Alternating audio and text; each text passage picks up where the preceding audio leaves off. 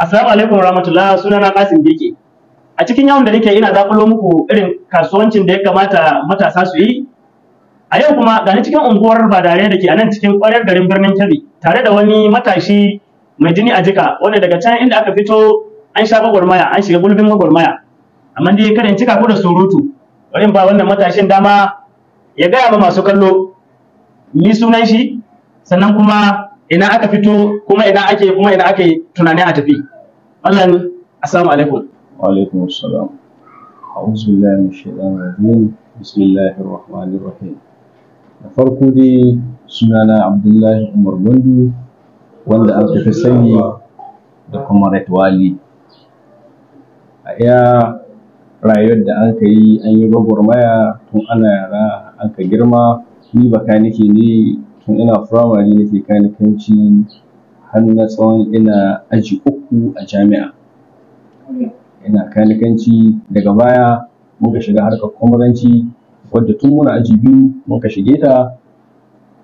Lokacin na yi sakatare na physics na ɗaliban da a jami'a ta Alim. Daga bisani na zo na koma contesting akan takarar tirejara na KESA wato Chemistry Student Association waɗanda a jami'a kuma ta Alim. Daga bisani na sake ɗunguba gaba inda na kasance ni tsanci kaina a cikin ƙungiya ta NUKES. Masha Allah. Wato National Union of Chemistry Students. Inda ne zama SRC, Student Representative Council, wanda nake representing in jami'a ta Alim. So amma kuma da ni ja ra'ayinka ka aje harka kwamaranci yanzu an ka dawo kuma harka kasuwa. Yanzu ga mu cikin kamfanin ka na Huwa Hajjo Global Ventures da ke a nan birnin Kebbi inda ake buga ruwa da sauran wasu abubuwa. To gaskiya lalura ta kwamaranci lalura ta wadda tana da kyau. Amma Bahaushe ya ce ko kanka ta ƙara da wanka. Duk wani abu da za ka yi na harkar kwamaranci ya dace a ce kai kanka da zaka na ka ja ra'ayin mutane da wannan lalura iska kai kanka ka tsayar kanka. Haka nan na gaskiya. To shi yasa mun kai tunani especially ni na cewa za a yi kwamarancin amma kuma za a taho a san wani irin building kasuwanci na da aiki. Yake yanzu aikin gwamnati ka san abu na wanda Allah ya ci shi. Kwarai haka nan na gaskiya. Kwamarancin muna cikin ne mun ka fara business na POS. Masha Allah. Misali muna business na transportation ina export ɗin kaya daga Niger zuwa Nigeria. Okay, kai international business kenan kai ma supply of goods. Insha Allah wannan duk mun dan taba shi bakin gwargwado. Na wannan lokaci. Na wani lokaci. Ana ƙara samun daga baya mun ka dan ƙara samun dole shi business ɗin na POS still now muna running shi. Har yanzu Huwa Hajjo Global Ventures kuna wannan running da wannan running na. Ina shagon ku yake? Shagon muna nan daidai junction ɗin Alibabu. To yanzu me an ka hiba a ƙarfi kuma da?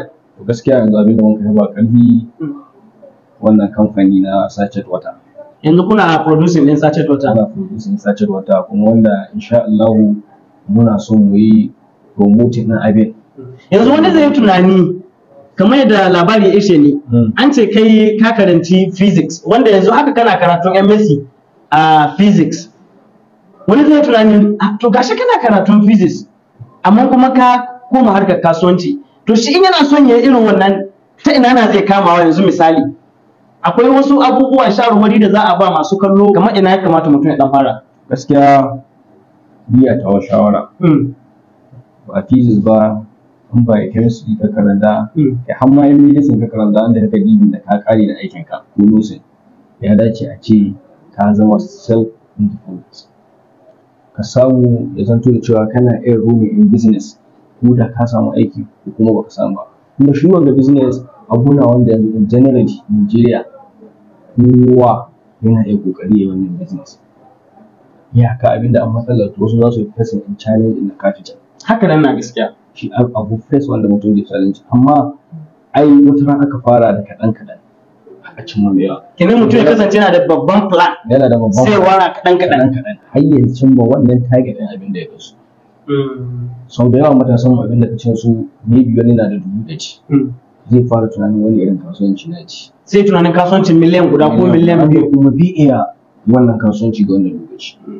Amma idan waɗannan 100,000 ya zo na yayi tunani zai ga wanda yawa wasu waɗanda daga kasuwanci cikin using environment ɗinsu wani capital ɗin shi da kai 100,000 to shi ne shi Allah ba shi 100,000 har zai kokari ya yi using waɗannan 100,000 ya kama tunanin yaushe na za su zama 200,000 don sun ka zama 200,000 zai fara tunanin ya za a isu ga 100,000. Masha Allah, comrade, yanzu wannan kamfanin naku da kuke buga sace dota kuma kuna harkar POS, akwai buƙatar sales representatives waɗanda za su zama masu jagoranci wannan kamfanin wasu unguwanni da ke cikin garin birnin Kebbi inda za su zanka kasancewa suna ke sayar da ruwa a wuraren ko kuma a'a kuna da mutanen ku ko kuma dai a gafin yake? Gaskiya ba mu da sai dai muna da kwastomomi waɗanda muka kai ma product ɗinmu su saya su kuma su sayar saboda su ci riba.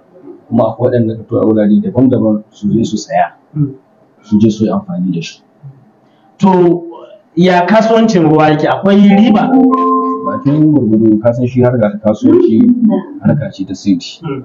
Kuma duk yadda ka ga mutum na kasuwanci yana samu ne saboda in bai samu ba zai yi ba.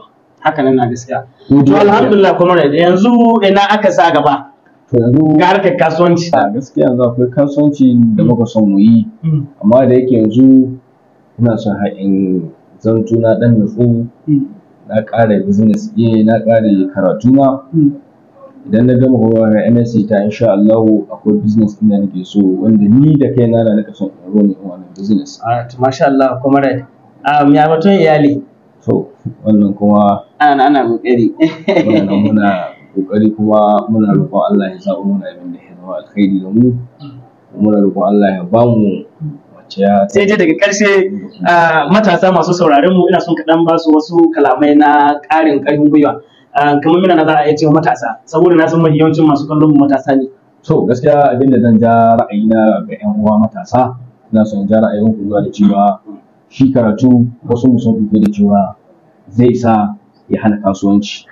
Karatu ba zai hana kasuwanci ba akasarin ma in kala da kasuwanci kana ɗan da abin da ka tsaye da kanka za ka yi jin daɗin karatu. Kawai ni abin da a shawara ta gare ku duk yadda sana'a take mu riƙe ta kuma kan mu walakanta ta kuma mu yi ƙoƙari mu ga cewa in mun samu sana'a kuma kan mu aje kanmu da cewa wannan sana'a ita da mu dogaro gare ta mu yi ƙoƙari mu improve in abin zuwa ga wani stage. Masha Allah, comrade muna godiya kwarai da gaske kamar yadda na gaya muku gane a yau cikin unguwar Badare da ke a nan cikin ƙwarar garin birnin Kebbi inda na zakulo muku wani matashi mai jini a jika.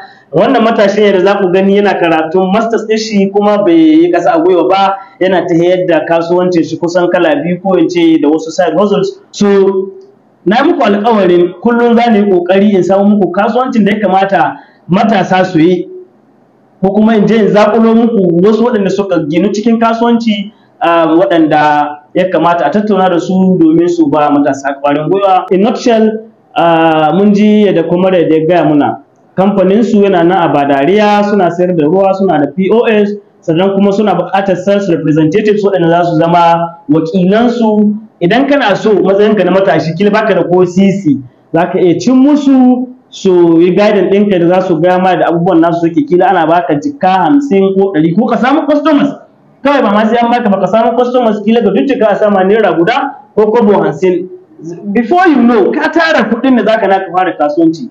Wato ya kamata mu zama creative gaskiya. Har kullum ni ne naku Kasim Bike ku ci gaba da bibiyata. Assalamu alaikum.